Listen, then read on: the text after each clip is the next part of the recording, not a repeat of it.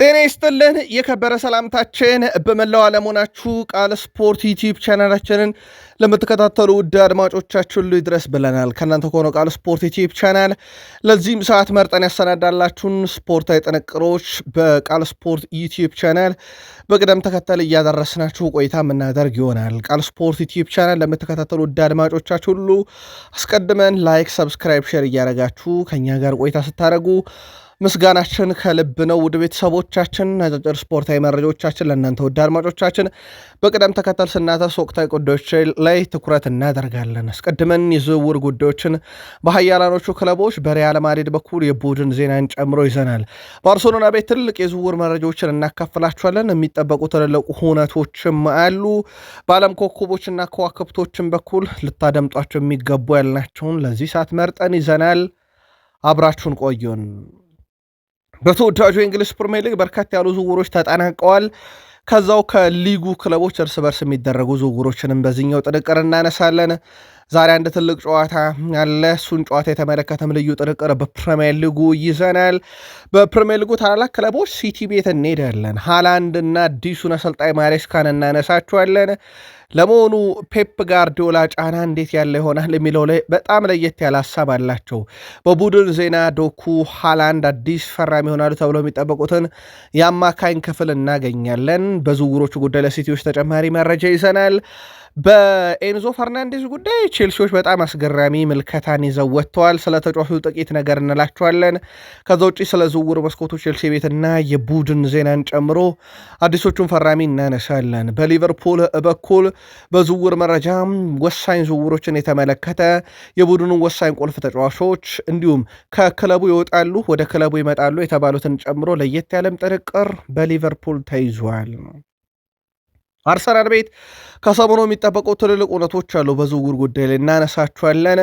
በተለይም ከቡድኑ ይወጡ ዘንድ አንዳንድ አድማጮቻችንን በሀሳብ መስጫ ሳጥናችን ላይ ሲያደርሱን የነበሩ ስሞች አሁን የመውጣት እድላቸው ሰፍቷል።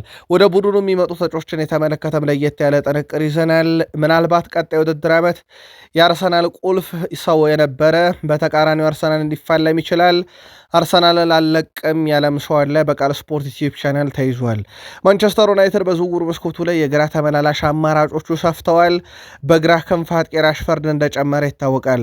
ስለ ማንቸስተር ዩናይትድ የዝውውር ጉዳይ እናነሳለን። የቡድኑ ወሳኝና ቁልፍ ተጫዋቾች የተመለከተ በጣም ልዩ ጥንቅሮችን ይዘናል። ዩናይትድ ዛሬም ያቋም መፈተሻ ጨዋታ እንዳለበት ይታወቃል።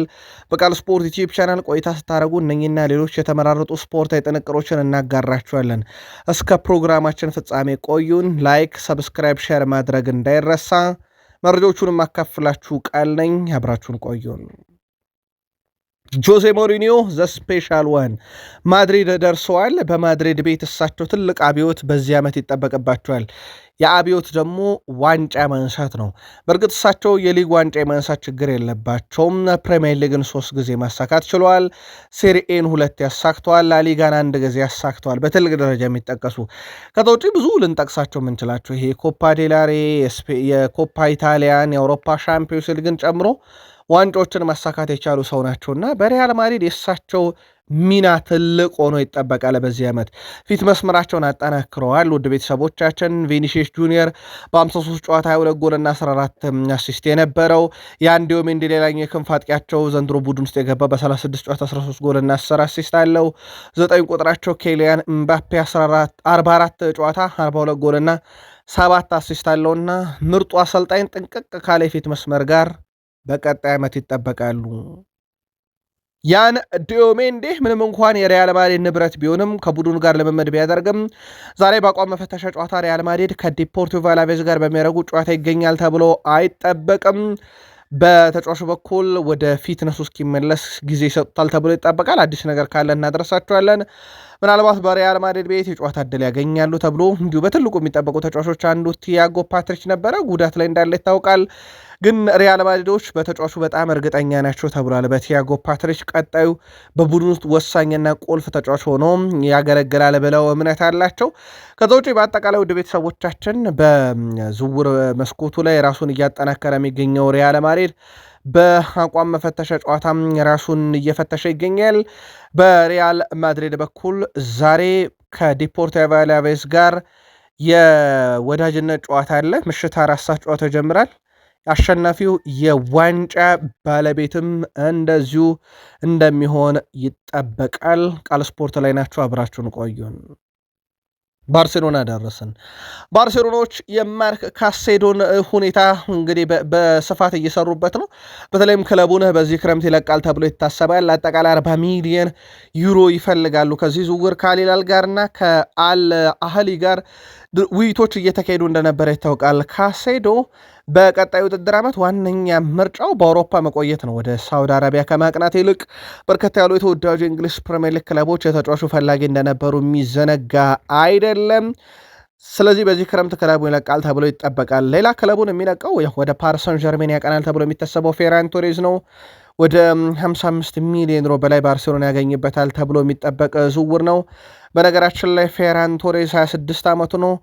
65 ጎሎችና 23 አሲስቶች አሉት በ207 ለባርሴሎና ባደረጋቸው ጨዋታዎች ላይ።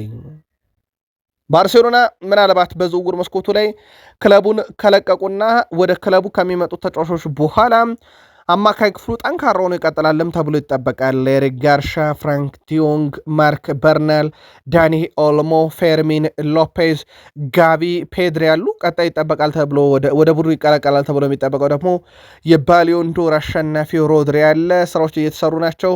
ሁለተኛው የባርሴሎና የዝውውር ሂሳብ በትልቁ ይጠበቃል፣ ምንም ጥያቄ የለውም። ወደ ቤተሰቦቻችን በዝውውር መስኮቱ ላይ ባርሴሎና ይህንን ተጫዋች ለማምጣት በሚያደርገው ጥረት ላይ ከሲቲ ጋር የሚደረገው ስምምነት ካልሆነ በስተቀር ከተጫዋቹ ጋር አስቀድሞ ከስምምነት የተደረሰበት እንደሆነ ይታወቃል። ቃል ስፖርት ዩቲዩብ ቻናል ጉዳዩን እየተከታተልን እንደዚሁ ለእናንተ ውድ አድማጮቻችን በስፋት የምናደርሳችሁ ይሆናል። ለየት ያለ መረጃችን እዛው ባርሴሎና ቤት ስፔናዊ የዓለም ሻምፒዮኑ ሊዮኔል አንድሬስ ሜሲ 19 ዓመት ልደቱን ለማክበር ድግስ ደግሷል። የዛሬ ዓመት ድግሱ እስከ ፖሊስ ምርመራ ድረስ ደርሶ እንደነበረ ይታወቃል። በልደት ድግሱ ላይ ከ100 በላይ እንግዶች ይገኛሉ ተብሎ ይጠበቃል። ድግሱ የተዘጋጀው በ12ኛው ክፍለ ዘመን በተሰራ ታሪካዊ ሰፊ ቦታ ላይ መሆኑ ተዘግቧል። የተወሰኑ እንግዶች በሚስጥር የሚሄዱበት የሄሊኮፕተር ማቆሚያ ቦታም ተዘጋጅቷል ሲባል የእንግዶቹ ማንነት ካሁኑ መነጋገሪያ ሆኗል። ያማል ባለፈው ዓመት 18 ዓመት ልደቱን ለማክበር ድግሱን የሚያደምቁ በርካታም አስገራሚ ነገሮችን ሲያደርግ አንዱ ቁመታቸው በጣም አጫጭር የሆኑ ሰዎችን ጠርቶ ነበረ። በዚህ ምክንያት ለፍርድ ቤት ክስ ተዳርጎም እንደነበረ የሚዘነጋ አይደለም። የላሚን ያማል የእግር ኳስ ሕይወት ባለፈው ዓመት ከሜዳም ውጭ ብዙ አነጋጋሪ ነበር። ያም በብዙ ወቀሳ ውስጥ እንዲያልፍ አድርጎት ነበር። ዘንድሮስ ላሚን ያማል 26-27 የውድድር ዓመት ምን አይነት ጊዜን ያሳልፋል የሚለው ደግሞ እንዲሁ በትልቁ የሚጠበቅ ይሆናል። ከዝውውር ጋር በተያዘ ውድ ቤተሰቦቻችን በፖላቤሌ ፖግባ በኩል ተማጽኖ ነው የቀረበበት ክለቡን እንዲለቅ።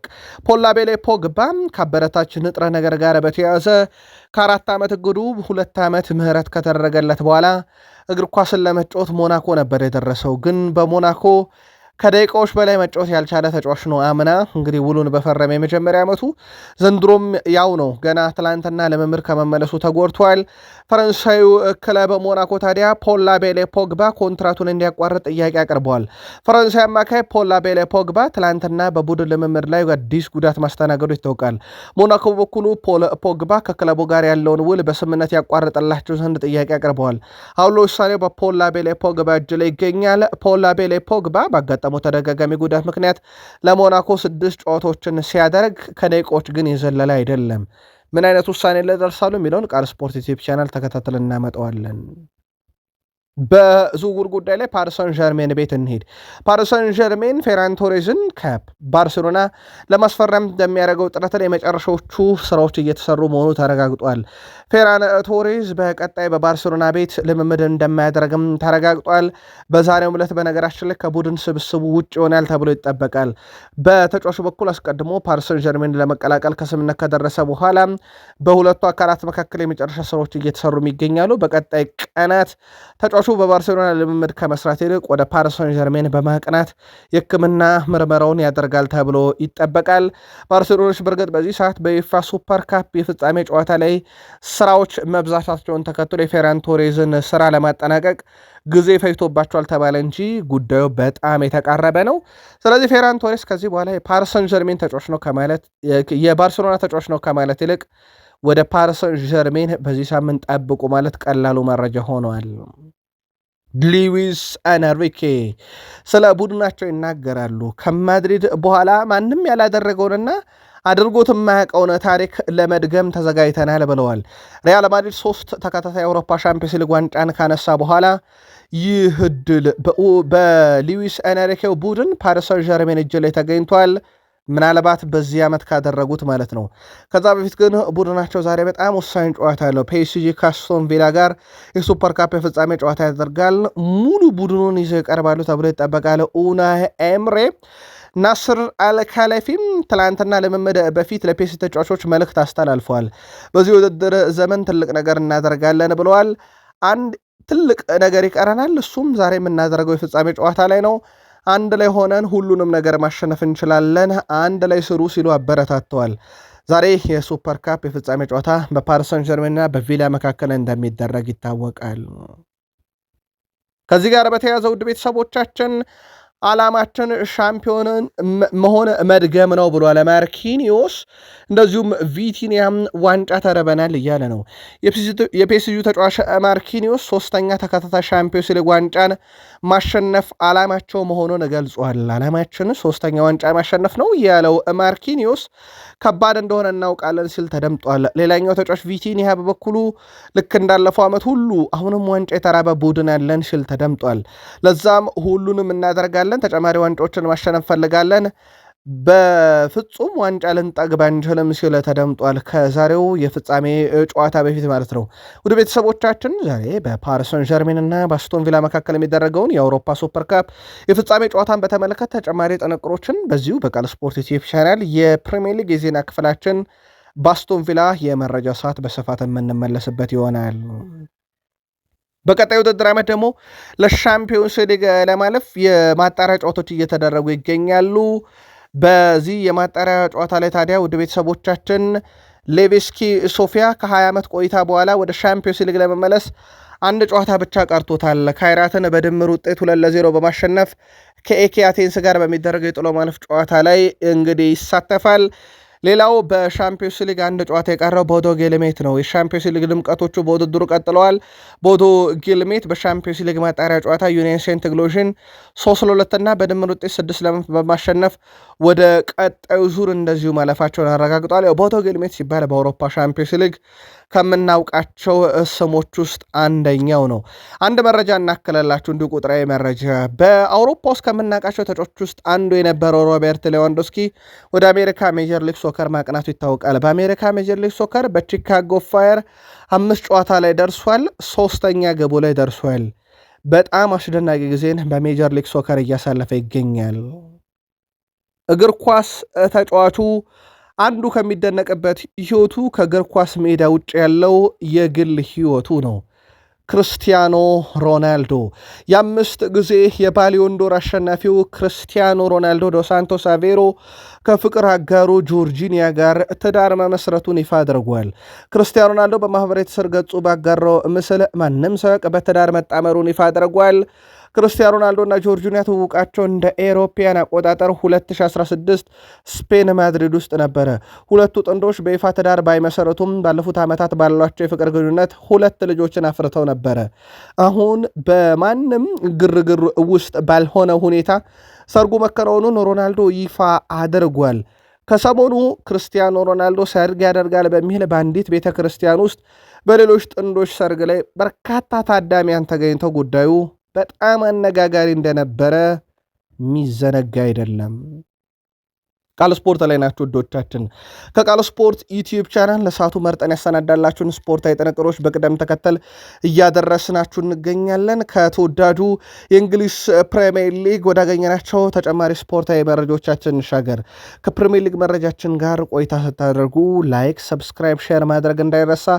መረጃዎቹን የማካፍላችሁ ቃል ነኝ። በድጋሜ መልካም ቆይታ ተመኘን። ፕሪሚየር ሊጉን በዝውውር ጉዳይ እንጀምር ውድ ቤተሰቦቻችን። የፕሪሚየር ሊጉ ተወካይ ክለብ ኒውካስል ዩናይትድ በርካቶችን አጥቷል። በርካቶችን ካጣ በኋላ ታዲያ ዘንድሮ በዝውውር መስኮቱ ላይ ራሱን እያጠናከረ ይገኛል። በዝውውር መስኮቱ ላይ የቤኔፊካውን ተጫዋች ለማምጣት ጥረት እያደረጉ ይገኛሉ። አማር ዲዴክን 23 ዓመቱ ላይ ይገኛሉ። ወደ ቤተሰቦቻችን በመከላከል ስፍራ ላይ ይጫወታል። በዝውውር መስኮቱ ላይ ኒካስል ዩናይትዶች አዲስ አሰልጣኝ ስለቀጠሩ በስፋት ይሳተፋሉ። ማቲያስ ጄሼል ይህ ሰው በሬድቡል ሳልዝቡርግ ሳለ አሚር ዴዴክን ያቀው ነበረ። ሌላው በዝውውር መስኮቱ ልናነሳ የወደድነው ውድ ቤተሰቦቻችን ኤቨርተኖችን ነው። ኤቨርተኖች በዝውውር መስኮቱ ላይ የበርንሌውን የቀኝ ተመላላሽ የቀድሞ የሲቲውን ኮከብ ካይል ዎከርን ወደ ቡድኑ መመለስ ይፈልጋሉ። ዴቪድ ሞይስም ተጫዋቹ ወደ ቡድኑ እንዲመጣላቸው ይፈልጋሉ። 36 ዓመቱ ላይ ይገኛል። በርንሌ በዚህ ክረምት ይለቃል ተብሎ ይታሰባል። በርንሌ መውረዱ ይታወቃል ከፕሪሚየር ሊጉ ላይ። ካይል ዎከር በርንሌን ከማንቸስተር ሲቲ በ5 ሚሊዮን ፓውንድ ነበረ ባለፈው ክረምት ላይ ተቀላቀለው። 35 የፕሪሚየር ሊግ ጨዋታዎችን ቋሚ ሆኖ ለበርንሌ መጫወት ችሏል። ጥሩ እንዳለው ስለዚህ ተጫዋቹን ወደ ፕሪሚየር ሊግ መልሶ ማጫወትን ኤቨርተኖች መርጠዋልና በቀጣይ ተጫዋቹን ለማስፈረም ጥረት እንደሚያደርጉ ነው ፉትቦል ኢንሳይደር በፊት ገጹ ላይ ይዞት የወጣው። አስቶን ቪላ ተጫዋች ለማስፈረም ከስምነት ደርሷል። በቃል ደረጃ ማቲው ሩፍጌን ከአትሌቲኮ ማድሪድ ለማስፈረም በቃል ደረጃ ከስምነት ደርሷል። 25 ሚሊዮን ዩሮ ቀጥታ የሚከፈል 1.5 ሚሊዮን ዩሮ ተጫዋቹ ወቅታዊ አቋምና ተጨማሪ ነገሮች እየታዩ የሚከፈል ለአትሌቲኮ ማድሪድ የሚቀርብ ይሆናል። በሁለቱ ክለቦች መካከል ዛሬ የመጨረሻ ስራዎች ይሰራሉ ተብሎ ይታሰባል። ጣሊያናዊ የመስመር ተመላላሽ በቀጣይ ውድድር ዓመት በቪላ ቤት ለመጫወት አስቀድሞ ከስምነት መድረሱ የሚዘነጋ አይደለም። ፍቃድ ከተሰጠውም ሕክምና ምርመራውን ለማድረግ ተጫዋቹ አትሌቲኮ ማድሪድን ብቻ እየተጠባበቀ ይገኛል። ሉካስ ዲኝን በዛ ቦታ ላይ የሚጫወተው ተጫዋች አሳልፈው ለፓሪስ ሰን ዠርሜን መስጠታቸው የሚዘነጋ አይደለም። እናም ተጫዋቹ ተተኪ ሆኖ ወደ ቪላ ቤት የሚመጣ ይሆናል ማለት ነው። አስቶን ቪላ በቀጣይ ውድድር ዓመት በርከት ያሉ ጨዋታዎች እንዳሉበት ይታወቃል። የአውሮፓ ሻምፒዮንስ ሊግን ጨምሮ ማለት ነው። ዛሬ ደግሞ የአውሮፓ ሱፐር ካፕ የፍጻሜ ጨዋታ እንዳለባቸው ይታወቃል። ፓሪስ ሰን ዠርሜን ከአስቶን ቪላ ሲጫወቱ፣ በነገራችን ላይ ኡናይ ኤምሬ ዛሬ በአውሮፓ ሱፐር ካፕ የፍጻሜ 4ኛ ጨዋታቸውን ያደርጋሉ። ከዚህ በላይ ጨዋታ ያደረጉት ካርሎ አንቸሎቲ ካርሌቶ ናቸውና ሁለተኛው ሰው ኡናይ ኤምሬ ይሆናሉ። እሳቸው በተደጋጋሚ ኤሮፕ ሊግ ከሚያነሳ ቡድናቸው ጋር ነው እንዲህ አይነት የፍጻሜ ጨዋታ ላይ ሲደርሱ የነበረው። ዛሬም ደርሰዋል። ኡናይ ኤምሬ በሜዳ ላይ ጥሩ ውጤቶችን በማስመዝገብ በደጋፊዎች ዘንድ ደስታን እንፈጥራለን እያሉ ነው። ወጥነት ያለው ቡድን መሆን ይጠበቅብናል፣ በከፍተኛ ደረጃ ላይ መፋለም አለብን ብለዋል። እንዲሁም በዓለም ላይ ያሉ ደጋፊዎች አስቶን ቪላ አሁን የተሻለ ብራንድ ቡድን እንደሆነ ማሰብ ይችላሉ ብለዋል። በነገራችን ላይ በርከት ያሉ የቃል ስፖርት ዩቲዩብ ቻናል ቤተሰቦቻችንም የአስቶን ቪላ ደጋፊ መሆናቸውን አውቀናል። በርከት ያሉ አስቶን ቪላ መረጃዎችም በተደጋጋሚ ሲጠይቁን ነበረና ኡናይ ኤምሬም አሁን አስቶን ቪላ የተሻለ ብራንድ ቡድን ሆነዋል ብለዋል። ዛሬ ትልቅ የፍጻሜ ጨዋታ ይጠብቃችኋል። ከፒኤስጂ ጋር የአውሮፓ ሱፐር ካፕ ጨዋታ ያለበት አስቶን ቪላ ተጫዋቾች ግልጋሎት ግን አያገኝም። አስቶን ቪላ ጨዋታውን ያለ ኤሜናኖ ማርቲኔዝ፣ ኤዜሬ ኮንሳና ኦሌ ዋትኪንስ ያደርጋል። ተጫዋቹ በስብስቡ የተካተቱ ቢሆንም በጨዋታው እንደማይሰለፉ አሰልጣኝ ኡናይ ኤምሬ ያረጋግጠዋል። አሰልጣኝ ኡናይ ኤምሬ ተጫዋቾቹ ከመመለሳቸው በፊት የ4 ሳምንት እረፍት እንደሰጧቸው ተረጋግጧል። በዚህ ምክንያት ዛሬ ጨዋታው ላይ አይኖሩም። በነገራችን ላይ ጨዋታው በኢትዮጵያን ሰዓት አቆጣጠር ዛሬ ምሽት 4 ሰዓት ሲል ይጀምራል። በሬድ ቡል አሬና ሳልዝቡርግ ስቴዲየም ላይ ሲደረግ ሶማሊያዊ ዳኛ ኦማር አርታ ይመሩታል። የመጀመሪያ አፍሪካዊ ዳኛ ናቸው እንዲህ አይነት ጨዋታ ሲመሩ፣ ምክንያታቸውን ደጋግመን ነግረናቸዋል። ውድ ቤተሰቦቻችን በፓሪስ ሰን ዠርሜን በኩል በመጨረሻ 5 ጨዋታ 1 ድል ነው ያላቸው፣ 2 ተሸንፈው 2 ወጥተዋል። አስቶን ቪላ በመጨረሻ 5 ጨዋታ 2 ድል አላቸው፣ 3 ተሸንፈዋል። ሁለቱ ክለቦች 2 የተገናኝተው አንድ የአስቶን ቪላ አንድ የፓሪስ ሰን ዠርሜን አሸንፏል። ቅድመ ግምታችሁን በቃል ስፖርት ዩቲዩብ ቻናል በሀሳብ መስጫ ሳጥናችን ላይ ይህን የፍጻሜ ጨዋታ ዙሪያ አድርሱን። በአቋም መፈተሻ ጨዋታ ዛሬ ጊዜያችሁን ማሳለፍ ከፈለጋችሁ ምሽት 1 ሰዓት ከ15 ደቂቃ ሲል የፕሪሚየር ሊጎቹ 2 ክለቦች ኒካስል ዩናይትድ ከኤቨርተን ይጫወታሉ። እንዲሁ ሌሎችም በርከት ያሉ ጨዋታዎች አሉ። ውድ ቤተሰቦቻችን ምሽት 3 ሰዓት ከ30 ሲል አርሰናል ከኮሞ ይጫወታሉ። በተመሳይ ማንቸስተር ዩናይትድ ከሊድስ ዩናይትድ ምሽት 3:30 የአቋም መፈተሻ ጨዋታ ያደርጋሉ። ምሽት 3:45 ሲል ኖቲንግሃም ፎረስት ከባየር ሌቨርፑሰን፣ ምሽት 4 ሰዓት ናፖሊ ከኤርታሽ ሎንኪያ ከተባለ ቡድን ይጫወታሉ። ሌላም ጨዋታ አለ፣ የአቋም መፈተሻ ጨዋታ ላይ የዋንጫ ሽልማትም ያለው በስተመጨረሻም ዲፖርቲቮ አላቬስ ከሪያል ማድሪድ ይጫወታሉ። እንደዚሁም ዛሬ ትልቁ ጨዋታ ደግሞ በፍጻሜ ፓሪስ ሰን ዠርሜን ካስቶን ቪላ ምሽት 4 ሰዓት የአውሮፓ የሱፐር ካፕ የፍጻሜ ጨዋታቸውን ያደርጋሉ። በእነኚህ ጨዋታ ዘና ፈታ እንድትሉ በቃል ስፖርት ዩቲዩብ ቻናል መረጃውን ጠቆምናችሁ። በታላላቅ ክለቦች ሲቲን እናስቀደም። ኤንዞ ማሬስካ የመጀመሪያ በሲቲ ቤት አሰልጣኝ መሆናቸው እንደተረጋገጠ የመጀመሪያው መልእክት የደረሳቸው ከተጫዋች ከኤርሊንግ ብሮት ሃላንድ መሆኑን አረጋግጠዋል እና እንኳን ደህና መጣ ካሉኝ የመጀመሪያው ሰው ሃላንድ ነው ብለዋል። ከዛ ውጭ እሳቸው ይቀጥላሉ። በዚህ የአሰልጣኝነት ስራ ላይ ጋርዲዮላን በተመለከተ መረጃ ተጠይቀው ነበረ፣ ደውለው እንደነበረ አይ ያልደወልኩ ምክንያቱም ጋርዲዮላ አሁን እረፍት ላይ ነው፣ እናም በቂ እረፍት እንዲያደርግ እፈልጋለሁ፣ ስለዚህ እሱን በፍጹም ማስጨነቅ አልፈለገም ብለዋል።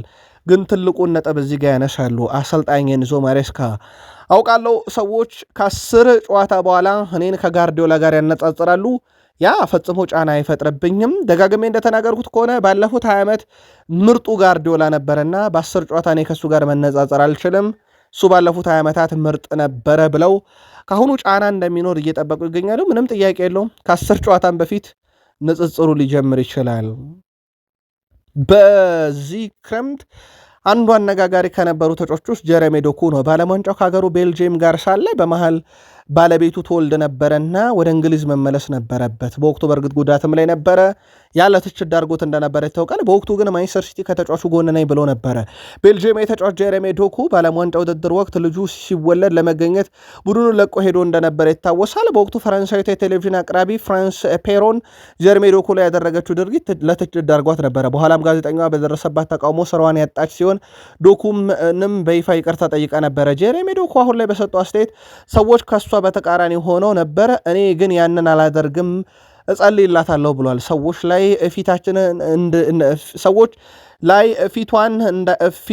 ፊታቸውን እሷ ላይ እንዳያዞሩ እየጠየቀ የሚገኘው እሱም ይልቁንም ወደ ስሯ እንድትመለስ ፈልጋለሁ ብሏል።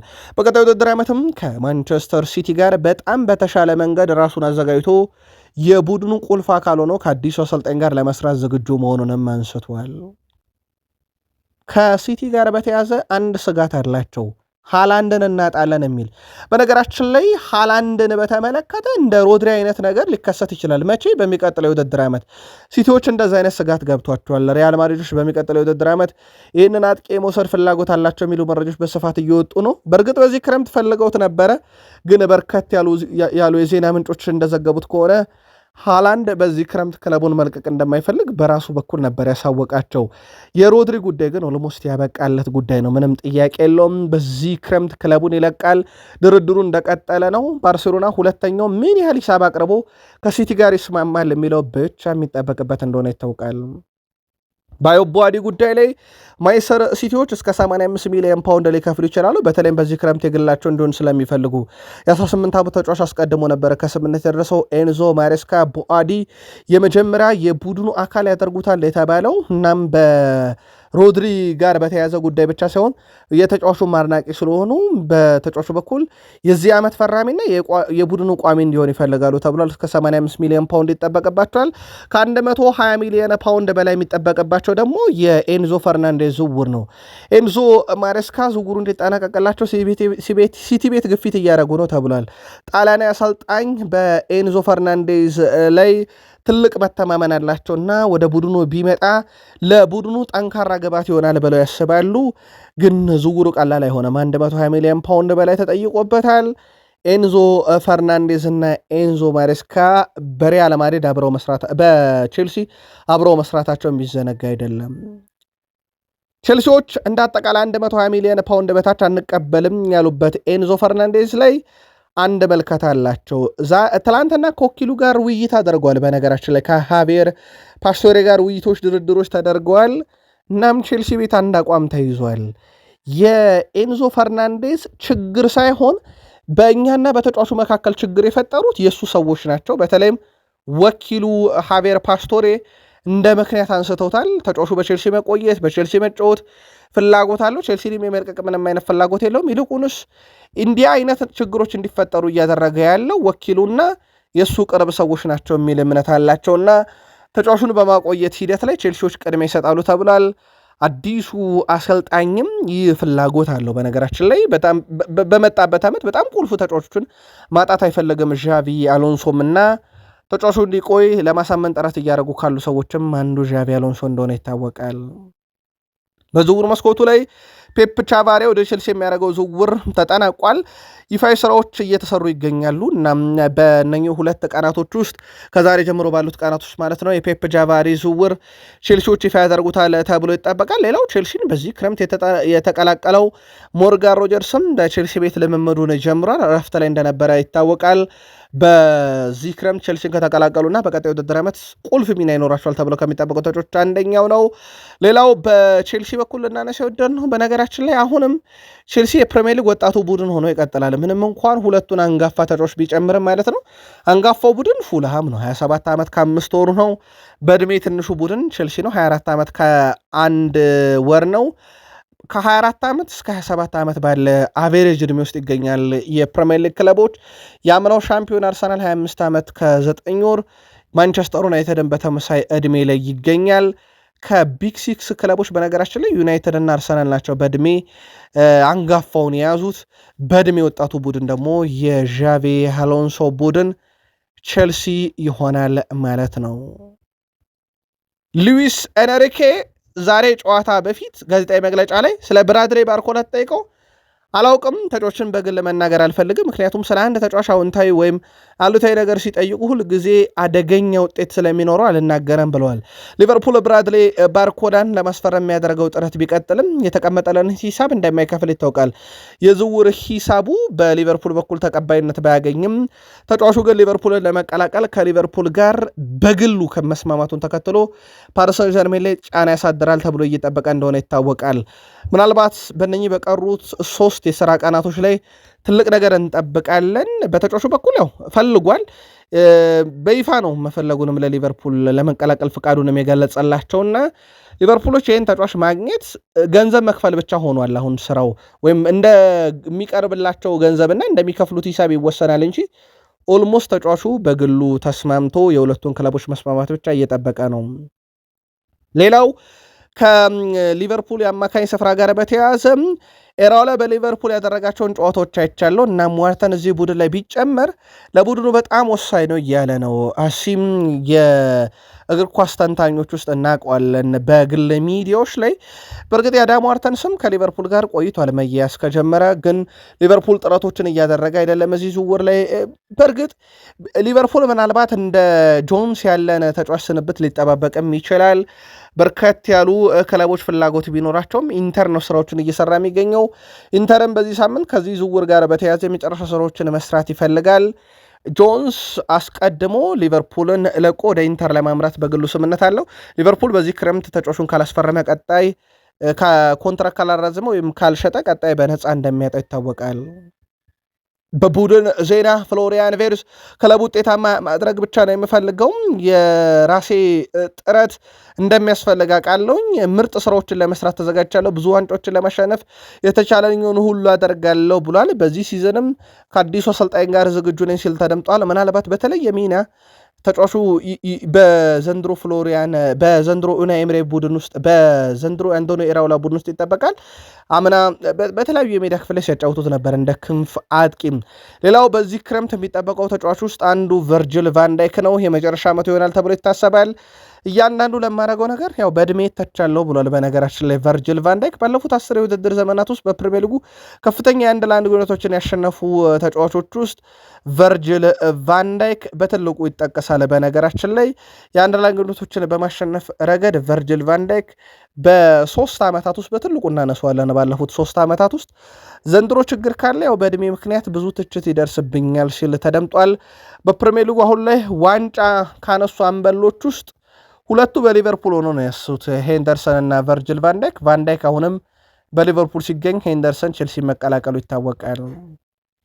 በሊቨርፑል በኩል ውድ ቤተሰቦቻችን ከባርሴሎና ጋር በነበራቸው ስምምነት አንድ አንቀጽ አልተካተተም። ይሄም አንቀጽ በውሰት የሚገኘው ሮናልድ አራሆ በሻምፒዮንስ ሊግ ባርሴሎናን ካገኙ ይገጥማቸዋል በተቃራኒው። ስለዚህ እናት ክለብን አለመግጠም የሚል አንቀጽ አልተካተተበትም። ያ በጣም አስገራሚ አንቀጽ ሆኗል። ሮናልድ አራሆ በሊቨርፑል ቀጣይ ውድድር ዓመት ምርጡ ነገሬን ለመስጠት ተዘጋጅቼ በምርጥ ስራ ላይ ይገኛለሁ። ልምምዶችን በጥሩ ሁኔታ እያደረግኩ ነበረ በባርሴሎና፣ በዚህም ቀጥላለሁ። እናም ደጋፊዎች ላደረጋችሁልኝ አቀባበል አመሰግናለሁ። ይሄንን በደንብ ከፍላለሁ እያለ ይገኛል።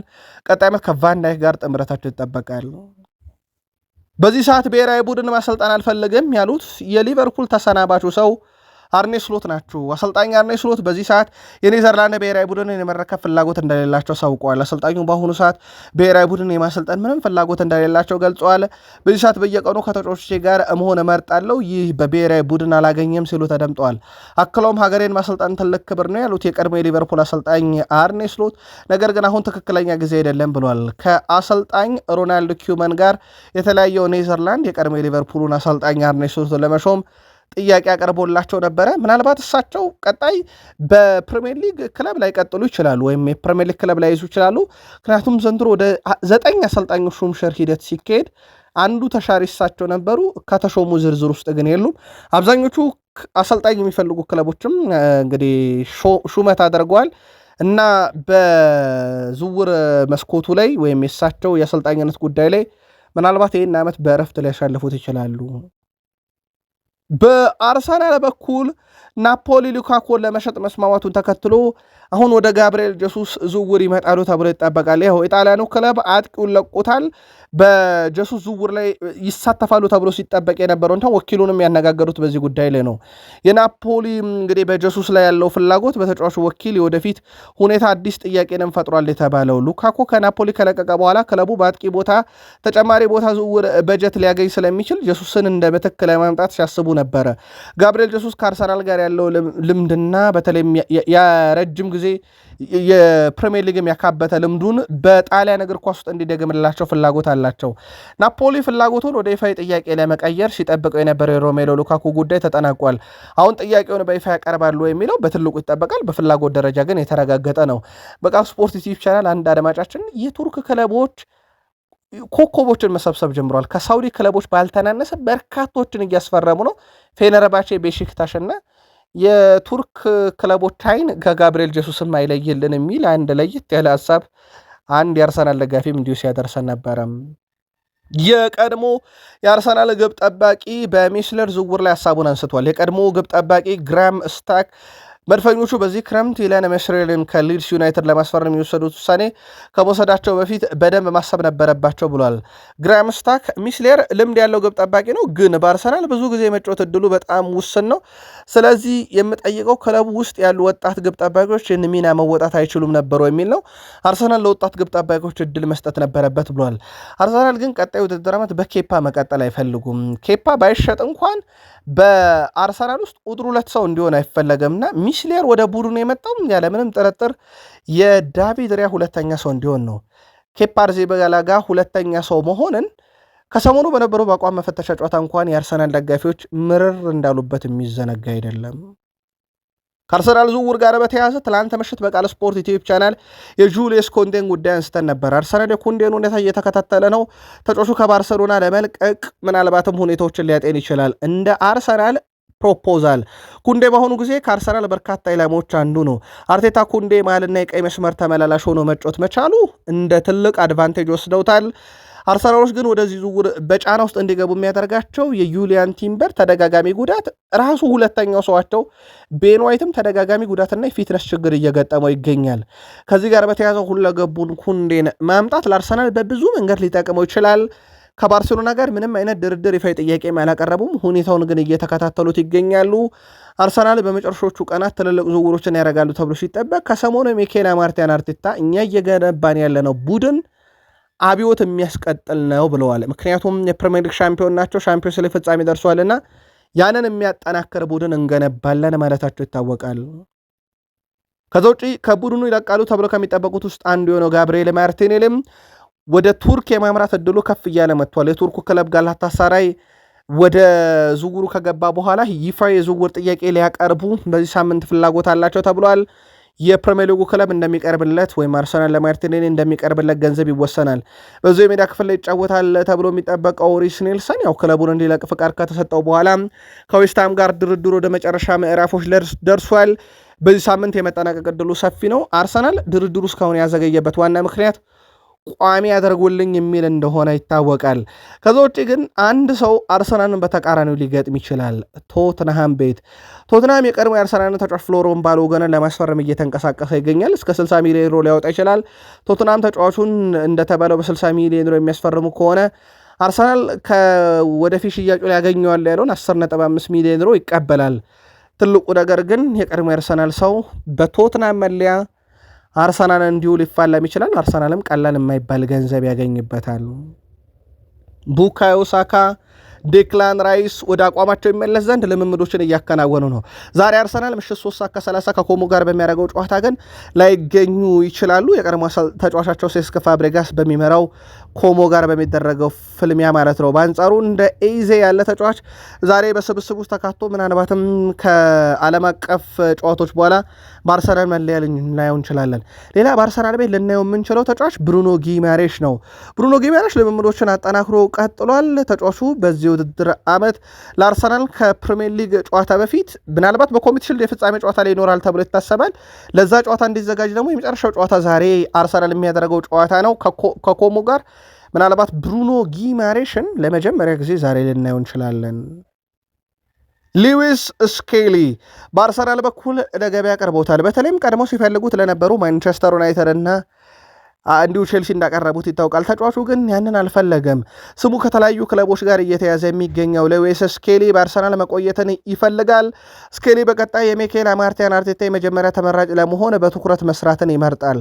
የ19 ዓመቱ ተጫዋች ስኬሊ የተለያዩ ክለቦች ፍላጎት እየሳበ ቢሆንም በክለቡ ደስተኛ እንደሆነና አማራጭ እየፈለገ እንደማይገኝ ያሳውቋል። በግሉ አርሰናል በኩሉ በወዳጅነት ጨዋታ ቋሚ የነበረው ስኬሊ ለመሸጥ እየተመለከተ ሲገኝ የብሩኖ ጊማሬሽ ወደ ቡድኑ መምጣት እና በቡድን ውስጥ ያለው የስኳድ ዴብስ ይህን ተጫዋች ደሞዝ ብቻ እየተከፈለው እንዲቀመጥ ሊያደርገው ይችላል እና አርሰናሎች ለገበያ እንዳቀረቡት ይታወቃል። ተጫዋቹ አልፈልግም ብሏል።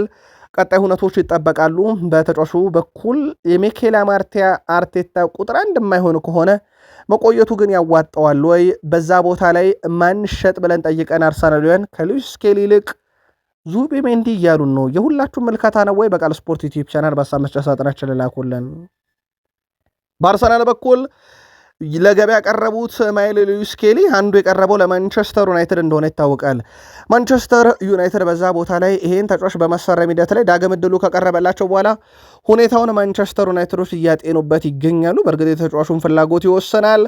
ከዛ ውጭ ያው ማንቸስተር ዩናይትድ በዛ ቦታ ላይ በርካታ አማራጭ እንዳለው ግን ይታወቃል። ዴቪድ ራሙን በአርቢ ላይፕዚግ የመቆየቱ ነገር አጠራጣሪ ከሆነና በግሉ ዩናይትድ ጥያቄ የሚያቀርብለት ከሆነ ለመቀላቀል ፈቃደኛ ከሆነ በኋላ ዩናይትድ ትልቁ አማራጭ ሆኖ እንደቀረበ ይታወቃል። አሁን የማይል ሉዊስ ስኬሊንም ሁኔታ እያጤነ ነው ማንቸስተር ዩናይትድ። ምናልባት ግን በፕሪሚየር ሊጉ ልምድ ያለው ማይል ሉዊስ ስኬሊ ለማምጣት እስከ 70 ሚሊዮን ፓውንድ በላይ ምናልባት አርሰናል ሊጠይቅበት ይችላል። ዴቪድ ራሙን እስከ 35 ሚሊዮን ዩሮ በላይ ይጠየቃል። አንድ ዓመት ኮንትራትን የቀረው 28 ዓመቱ ነው። ባለፉት 28 አሲስቶችን በ3 ዓመት አበርክቷል። ለአርቢ ላይፕዚግ በርካታ ዩናይትዳውያን ከሰሞኑ ሲመርጡት እንደነበር ይታወቃል። በማንቸስተር ዩናይትድ በኩል ራሽፎርድ ምንም ጥያቄ የለውም፣ አዲስ ፈራሚ ነው ማለት ይቻላል። በዩናይትድ ታሪክ የመጀመሪያው 4 የተለያዩ የመለያ ቁጥሮችን የለበሰው ማርከስ ራሽፎርድ ልምምድ እያደረገ ነው። ምናልባት ውድ ቤተሰቦቻችን ዛሬ በማንቸስተር ዩናይትድ መለያ ማርከስ ራሽፎርድ ሲጫወት ልናየው እንችላለን። ዛሬ በሚደረገው የአቋም መፈተሻ ጨዋታ ላይ ማለት ነው። የዩናይትድ ደጋፊዎች የራሽፎርድ መመለስ በሁለት ጎራ ተከፍለው እየተመለከቱት እንደ ጥሩም እንደ መጥፎ ልምምድም የተመለከቱት አሉ። በዩናይትድ በኩል ዛሬ ይጠበቃል። ምናልባት ቤንያሚን ሼሽኮ እርግጥ የተረጋገጠ ነገር አይደለም። በዛሬ ጨዋታ ላይ ቤንያሚን ሼሽኮ ባለፈው የውድድር ዘመን በ17 የሊግ ጨዋታ ብቻ በቋሚነት ተሰልፎ የጀመረ ቢሆንም ለመጀመሪያ ጊዜ በተሰለፈበት የውድድር ዘመን 11 የፕሪሚየር ሊግ ግብ እንዳስቆጠረ ይታወቃል። በአማካይ በየ149 ደቂቃ አንድ ግብ ያስቆጠራል። በዚህ ውድድር ዘመን ቤንያሚን ሼሽኮ ይጠበቃል። በነገራችን ላይ ዩናይትድ አምና ከፕሪሚየር ሊግ ክለቦች ሁሉ በተለየ መንገድ 3 የፊት መስመሮቹ 10 ሲደመር ግብ ያስቆጠሩ እንደነበሩ አይዘነጋም። በማንቸስተር ዩናይትድ በኩል አሽሊ ያንግ ያለምንም ጥርጥር የፕሪሚየር ሊግ ዋንጫን ማንሳት የሚችል ቡድን ነው ብሏል ማንቸስተር ዩናይትድ። የቀድሞ ማንቸስተር ዩናይትድ ተጫዋች አሽሊ ያንግ ማንቸስተር ዩናይትድ 26-27 የፕሪሚየር ሊግ ሲዝንን ዋንጫ ማሳካት ከሚችሉት ውስጥ መሆን ይችላል፣ ምንም ጥያቄ የለውም። ቡድኑ በደንብ ተጠናክሯል። በተለይም በካሪክሰር ከገባ በኋላ የቡድኑ ለውጥ እንዲህ አይነት ሀሳቦች እንድንሰጥ ያደርገናል እያለ ነው አሽሊ ያንግ። ዩናይትዳውያን መልከታችሁ ልታጋሩን ትችላላችሁ። በነገራችን ላይ ማንቸስተር ዩናይትድ ባለፈው ዓመት 5 ተከታታይ ጨዋታን ማሸነፍ ይቸግረው እንጂ ካሪክ ከመጣ በኋላም በእርግጥ በካሪክም በፊት በሩበን አሞሪም ስር ተከታታይ 2 ጨዋታ ያልተሸነፈ ብቸኛው ክለብ ነው። ሻምፒዮኑ አርሰናልን ጨምሮ ሁለተኛ የሚወጣው ክለብ ሲቲም በፕሪሚየር ሊግ ተከታታይ ሽንፈት አስተናግዶ ነበር። ዩናይትድ ግን በካሪክ ስር ያ ነገርም አልገጠመውም። እንደ አጠቃላይ ግን ይህ ቡድን ሻምፒዮን ለመሆን የሚያስችል አሁናዊ ስብስብ ያለው አሽሊ ያንግ ግን መፎካከር ይችላል ለዋንጫ እያለ ይገኛል። ሜሰን ማውንትን በተመለከተ ዛሬ ማንቸስተር ዩናይትድ ከሊድስ ጋር በሚያደርጉት የአቋም መፈተሻ ጨዋታ ላይ የመሳተፍ እድሉ በጣም አጠራጣሪ ነው ተብሏል። በጡንቻ ጉዳት ምክንያት ረፍት ላይ እንደነበረ ይታወቃል። ያው የእሱ ነገር በጣም አሳሳቢ ነው። ሜሰን ማውንት ቅዳሜ ዕለት ከፒኤስጂ ጋር ምሽት 12 ሰዓት በነበረ ጨዋታ ከ20 ደቂቃ በታች ሜዳ ላይ እንዳሳለፈና ለዩናይትድ የዝውውር መስኮት አስገዳይ ዝውውር እንዲደረግ የሚያደርግ ስንለው እንደነበረ የሚዘነጋ አይደለም። ዛሬም ስለመጫወቱ የተረጋገጠ ነገር የለም። ጉዳዩን በቀጣይ መረጃ እንመለከተዋለን። ከዛ ውጭ ማንቸስተር ዩናይትድ 1 ዓመት ኮንትራት ማራዘም መብት እያለው የለም ይቅርብኝ፣ ክለቡን ይልቀቅልኝ፣ ደሞዝ አልከፍለውም ከዚህ በኋላ ያለው ጀደን ሳንቾ አሁንም መዳረሻው አልታወቀም። አሁን እየወጡ ባሉ መረጃዎች ቦሩሲያ ዶርትመንድ ምናልባት እየተባለ ነው። ተጫዋቹ ዩናይትድን ከለቀቀ በኋላ በዝውውር ሂሳቡ በተለይ በነፃ ቢሆንም የደሞዙ ጉዳይ ግን ለበርካታ ክለቦች ችግር ሆኖ እንደነበረ የሚዘነጋ አይደለም። ዛሬ የኡናይ ኤምሪ አስቶን ቪላ ከሉዊስ ኤንሪኬ ፓሪስ ሰን ዠርሜን የአውሮፓ የሱፐር ካፕ የፍጻሜ ጨዋታ ያደርጋሉ። ሌላ የዋንጫ ጨዋታ ሪያል ማድሪድ ከዲፖርቲቮ አላቬዝ ነው። የአቋም መፈተሻ ጨዋታ ኒውካስል ዩናይትድ ከኤቨርተን፣ አርሰናል ከኮሞ ምሽት 3:30፣ ማንቸስተር ዩናይትድ ከሊድስ ምሽት ከ3:30 ጀምሮ ጨዋታቸውን እንደዚሁ የሚያከናውኑ ይሆናል። ውድ የቃል ስፖርት ዩቲዩብ ቻናል ቤተሰቦቻችን እኚህ የአቋም መፈተሻ ጨዋታና የዛሬው የፍጻሜን ጨዋታ ጨምሮ እንድትከታተሉ በአክብሮት ጋበዝን። በተለያዩ አማራጮች ጨዋታዎቹ እንደሚገኙ ይታወቃል። ያው በዩቲዩብ ገጽ እነኝን አማራጮች መጥቀስ ስለማይቻለው ግን ለእናንተ በጣም ብዙ በሆኑ አማራጮች ጨዋታዎቹ እንደሚተላለፉ በዚሁ አጋጣሚ መግለጽ እንወዳለን። በቃል ስፖርት ዩቲዩብ ቻናል እነኝን ጨዋታዎች የተመለከቱ ተጨማሪ ጥንቅሮችና የዝውውር ጉዳዮችን ከጥቂት ደቂቃዎች በኋላ እንመለሳለን። ሰናይ ጊዜ ይሆንላችሁ።